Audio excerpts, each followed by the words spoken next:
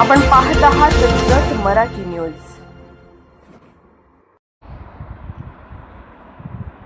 Cholamandalam finance कडून शेतकऱ्याची लुबाडणूक, सिंदूरच्या शेतकऱ्याचा आत्महत्येचा इशारा, आमदार गोपीचंद पडळकरांनी दखल घेण्याची मागणी।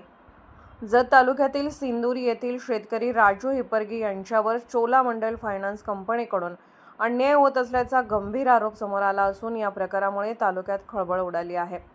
ट्रॅक्टरच्या थकीत हप्त्याची रक्कम भरण्यासाठी दिवसभर कंपनीच्या कार्यालयात थांबूनही पैसे स्वीकारण्यात आले नाहीत, तसेच ट्रॅक्टरही परत देण्यात आले नसल्याने संतप्त झालेल्या शेतकऱ्याने आत्महत्येचा इशारा दिला आहे। मिळालेल्या माहितीनुसार शेतकरी राजू हिप्परगी यांचे ट्रॅक्टरचे सुमारे 90,000 रुपये हप्ते थकीत होते।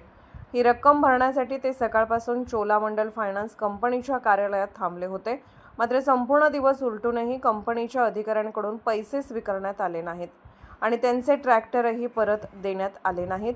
उलट या थकबाकीवर वाढीव व्याज आकारणी करून शेतकऱ्यांची आर्थिक पिळवणूक केली जात असल्याचा आरोप त्यांनी केला आहे।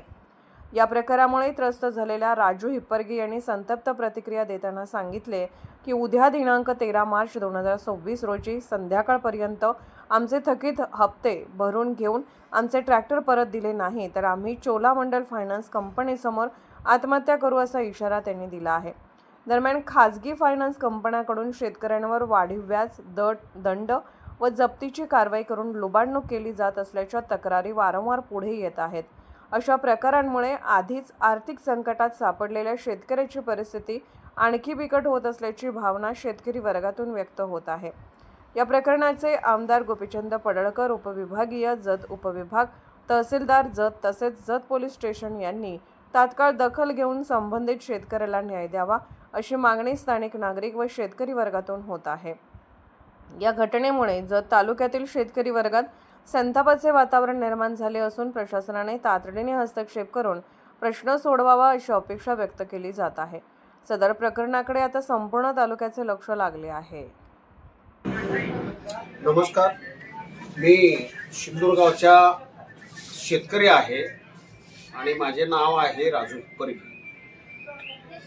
ते जतमध्ये चोळामंडल फायनान्स म्हणून एक आरळी दवाखान्याचे गोळामध्ये आहे आणि त्या चोळामंडल फायनान्समधून आम्ही सोनालिका ट्रॅक्टर माझ्या नावावर घेतलेला आहे आणि काही 4-5-6 हप्ता भरत आलेले आहेत।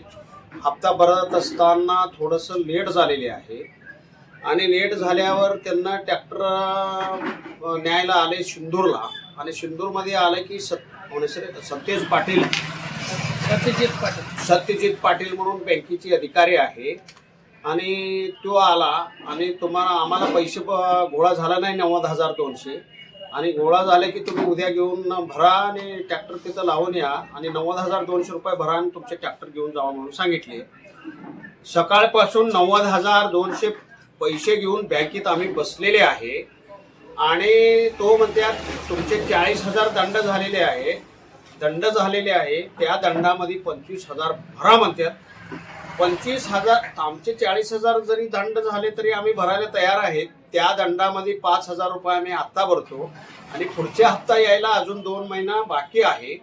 त्या 2 दिवसाच्या आतमध्ये 2 महिन्याच्या आतमध्ये ते राहिलेले दंड आणि 90,200 हप्ता आम्ही रेग्युलर पुढच्या वेळेला भरतो म्हणलं तरी त्या बँकेचे अधिकारी म्हणते तुम्ही 25,000 भरा, 90,200 भरा। तिथं ट्रॅक्टर आणताना एक बोलले, बँकेत आल्यावर एक बोलले, असे चोळामंडल फायनान्सवाल्यांनी तसं करा लागले आणि शेतकऱ्यांच्या थोडंसं अडचण असते, मागं पुढं होत असते। आम्ही काही त्यांच्या हप्ता भरत नाही म्हणलं नाही, आम्ही काही त्यांच्या दंड भरत नाही म्हटलं नाही।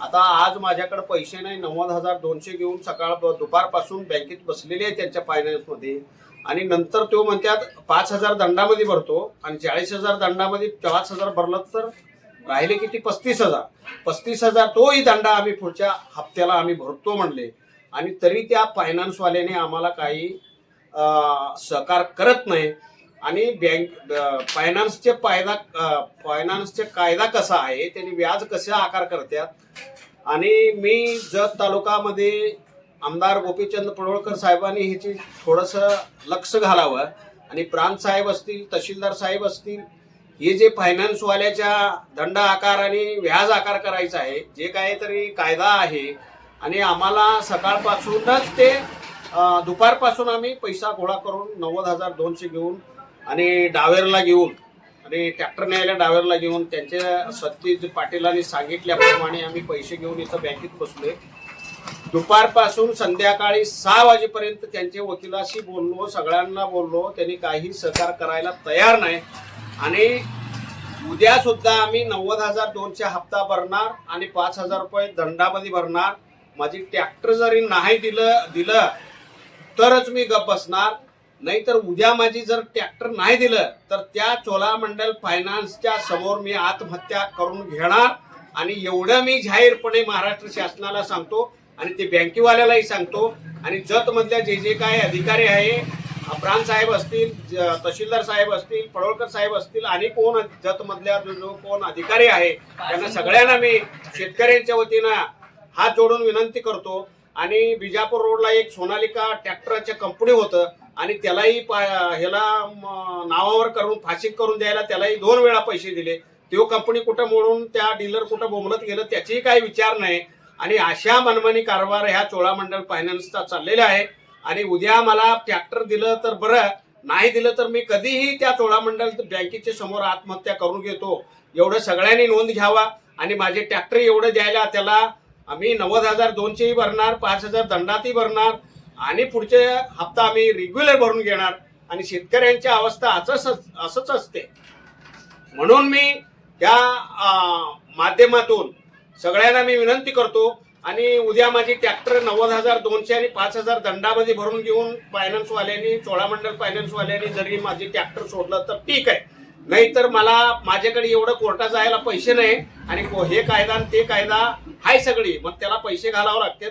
आणि कुठल्याही क्षणी उद्या संध्याकाळनंतर मी त्या चोळामंडळ फायनान्सच्या समोर आत्महत्या करून घेतो, एवढं मी सगळ्यांना विनंती करतो. मी थांबतो. मी सिंदूर गावचे शेतकरी आहे. जत मराठी न्यूज चॅनलला लाईक करा, शेअर करा आणि सबस्क्राईब करा.